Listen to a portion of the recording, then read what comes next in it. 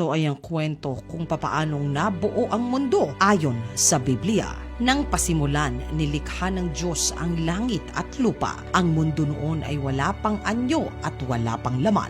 Ang tubig na bumabalot sa mundo ay balot ng kadiliman at ang Espiritu ng Diyos ay kumikilos sa ibabaw ng mga tubig. Sinabi ng Diyos, magkaroon ng liwanag at nagkaroon nga ng liwanag. Nasiyahan ng Diyos sa liwanag na nakita niya. Pagkatapos, hiniwalay niya ang liwanag sa kadiliman. Tinawag niya na araw ang liwanag at gabi naman ang kadiliman. Lumipas ang gabi at dumating ang umaga. Iyon ang unang araw. Pagkatapos sinabi ng Diyos, magkaroon ng pagitan ng maghihiwalay sa tubig sa dalawang bahagi at nagkaroon nga ng pagitan na naghihiwalay sa tubig sa itaas at sa tubig sa ibaba. Ang pagitang ito ay tinawag ng Diyos na kalawak. Lumipas ang gabi at dumating ang umaga. Iyon ang ikalawang araw. Pagkatapos sinabi ng Diyos, magsama sa isang lugar ang tubig sa mundo para lumitaw ang tuyong bahagi. At yun nga ang nangyari. Tinawag niyang lupa ang tuyong lugar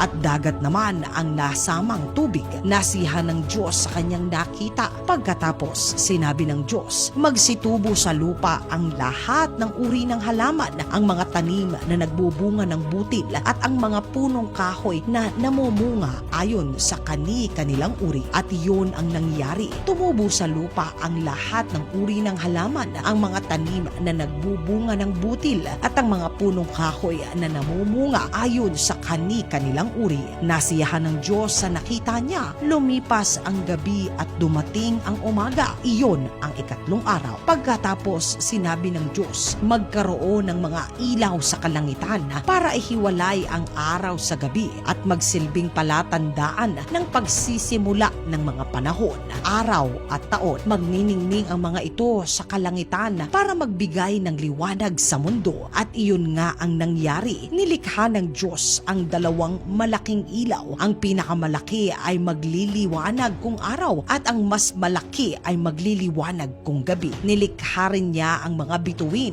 Inilagay ng Diyos ang mga ito sa kalangitan para magbigay ng liwanag sa mundo kung araw at gabi at para ihiwalay ang liwanag sa dilim. At nasiyahan ng Diyos sa nakita niya. Lumipas ang gabi at dumating ang umaga. Iyon ang ikaapat na araw. Pagkatapos sinabi ng Diyos, magkaroon ng iba't ibang hayop sa tubig at magsilipad ang iba't ibang hayop sa himpapawid. Kaya nilikha ng Diyos ang malaking hayop sa dagat at ang lahat ng uri ng mga hayop na nakatira sa tubig at ang lahat ng